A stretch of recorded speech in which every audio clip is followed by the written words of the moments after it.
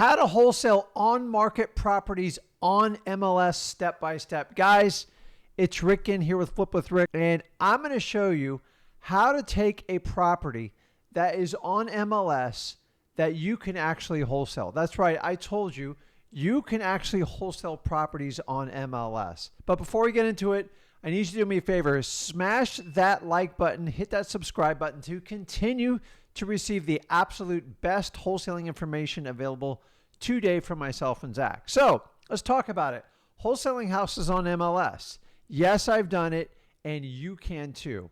So I'm going to give you step-by-step instructions on how to do it and how you can duplicate my process in your market. First of all, you got to understand, we are putting properties under contract so we can sell the contract. That's basically our equitable interest.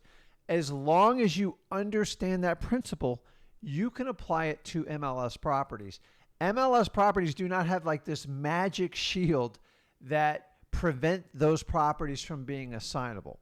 So let's walk through the basis on how to do this. So number one, I will tell you this, it is absolutely a numbers game.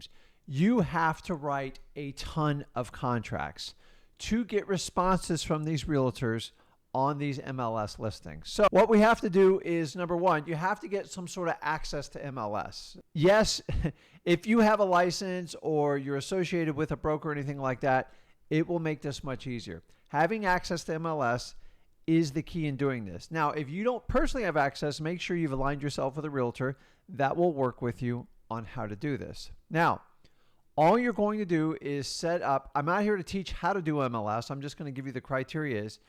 You can set up search criteria filters when new properties come available on the market that fit your criteria. Now, just like wholesaling off-market properties, we are looking for properties with distress signs. Any property, so what we're going to do on MLS, because we can't see them, we're looking for keywords. So in your search criteria filters, you're going to put fixer-uppers, rehab, cosmetic damages, flips, anything that is going to trigger issues with the property. Property needs work. And when these filters come up and they pop up on there, then you'll know those types of properties. In my opinion, those are the best properties to target on MLS. Any property that's vacant, needs rehab, or run down due to an eviction process. That's what I'm personally looking for. When these properties come up, they'll come up on your search criteria. 98% of the time, the days on market these properties you're looking for are going to be under like 5 days. We want to find the properties when they first come on market or when they get stale. When I say stale, like 60 to 90 days old. That means they usually overpriced them and there's something wrong with it. When these come out, what you do is, you should have a Boilermaker contract by now, is you email the contract to the listing agent and you send it in and just put a polite response on there. Hey, just want to make an offer on it. We're all cash. I would love to do some business on with you. Now, I'm going to forewarn you, very few of the agents will ever get back with you. In fact, when you write it up, be prepared to do a ton of follow-up phone calls. I always start with a phone call, you start with a text, and then follow up with multiple emails. It's just a numbers game and getting a hold of them. The key with this is you have to move fast. I'm typically targeting a realtor that just wants to list a house, not do a lot of work. You know, the kind of the lazy realtor syndrome. Think about it. If they get an all cash offer for a house that needs that type of work, they don't have to show the house and they get their full commission. So it really just comes down to price. So I'm telling you, when you're on MLS, you have to play the realtor game. Meaning, I like to work with a realtor when I do it. My wife is actually a licensed real estate agent broker, and I use her to employ this strategy. Realtors like to talk to other realtors. Full disclosures, they're not a big fan of what we do in wholesaling. So I never lead with I'm a wholesaler.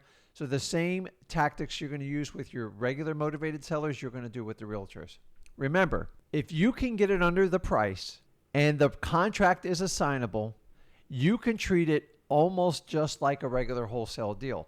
The question is, are you going to disclose to the realtor up front that you're going to sign it? You legally don't have to. How you handle that is completely up to you.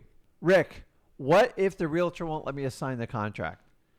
Guys, I'm telling you right now, to do the MLS strategy, you need to have an assignable contract. But if, say for the instance, you get like a really, really good deal, you could technically switch over and do a double closing. Now, there's got to be a ton of profit in it, and it's got to work.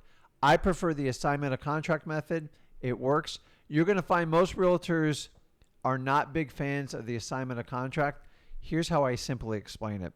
Listen, every now and then, it depends on how much work we have to do on the property. If I buy it in my name or one of my other company's names, or sometimes I work with strategic partners. But either way, we're going to close it and make sure you get paid your entire realtor's commission.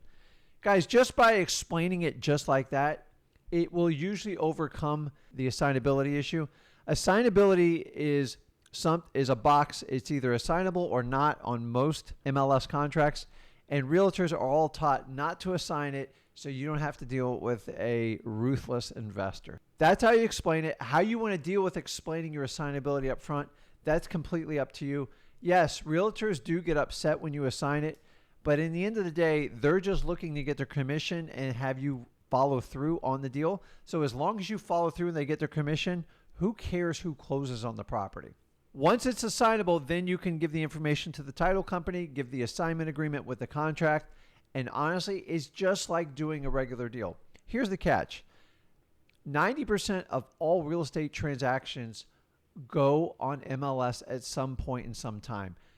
By not using the strategy, you're missing out on 90% of the market. And that's why I think you should employ it to use it. The next biggest obstacle you're going to have with real estate agents is your ability to fund the deal. And if you can prepare for this objection up front, you can easily deal with it. 9 times out of 10, they want to know if you have a proof of funds. Basically, this is your ability to be able to buy the property. Now, don't worry if you don't. If you don't, you just need to get a cash partner, someone that can help you fund the deal, usually give up a percentage of the deal or a fee, and get it done. It's critical you get this done before you write the offers, because 75% of the realtors are going to call you to the plate on this, and I want you to be prepared for it. It's no big deal. You can get a soft money partner, cash partner. You can get a hard money partner. Make sure you set up a relationship with you, and they'll write you a pre-approval form for it. Worst case scenario, you can use like a transactional funding for a temporary transaction. But guys, funding is really important. Make sure you overcome it. The two biggest things realtors come at me on MLS are the assignability issue, which I've already told you how to explain it, and number 2, do you have a proof of funds? Once you get past those 2 objections, very rarely you're going to have an objection other than the price. In my opinion, if you can get the price within 10%, then you can do any deal on MLS. The biggest secret of understanding how to get these deals done is you have to have a very robust, a very large cash buyers database, and you got to have them prepared and trained to move fast. When it comes to an inspection on an MLS property, you're only going to get between 7 and 14 days. What you need to do is have your cash buyers really, really lined up for these deals, because they have to move fast, meaning you have to make a decision to stay in the property within 7 to 14 days, and you don't have time for cash buyers to move very slow. The key to flipping these MLS properties, I'm going to tell you, it's going to come down to your cash buyers and overcoming the 2 objections, the proof of funds and the assignability issue. How do we deal with the deposit? Deposits are really simple. Remember, we want to speak in the realtor language. So standard deposits on most contracts is going to be around 2%. Please don't do anything less than $1,000. They literally freak out. If you have a property and it's $100,000, leave a $2,000 deposit. Remember, it goes into escrow. If you guys go, wait, Rick, I don't have the money. This is where you talk with your cash funding partner. Escrow money is very protected as long as you take action by the inspection date, so you don't risk losing that money. So guys, wholesaling properties on MLS, I want you to understand it's the same mechanics. The key difference is you have to know how to speak to realtors, and you have to let them know what's in it for them. I'm going to get you a cash contract, and we're going to close in a reasonable amount of time, and you don't have to show the house anymore, and you know we're going to get the deal done. And it's really that simple. Now, I will tell you, a little disclosure, I prefer houses that are vacant and on a lockbox, and that's for obvious reasons because I can easily bring my cash buyers through there. Every now and then, a realtor will change the lockbox on it, but honestly, for the most part, they usually don't. The key is you get your buyer in place within that 7 to 14 days, and the only way to do that is if you've pre-trained your cash buyers list. That is the only downside on the MLS is you got to move much quicker because once you're past that inspection period, you have a cash contract, and it's really hard to get out of them, and you'll burn your name if you ever try to get out of them. So what? Guys, listen, the last thing is there's a pitch that you can usually get most realtors to go, wow, that makes sense. So keep in mind, why are they going to take your offer over all the other offers they're going to get?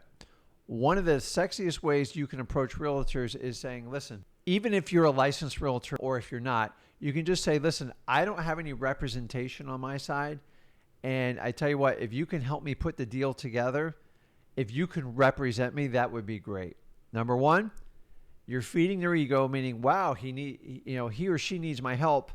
And number two, you're actually increasing their commissions so they can get the full 5-6% of commission by selling you the property. I'm telling you, this one little trick right there is one of the reasons you'll get a lot of them to hear your deal out.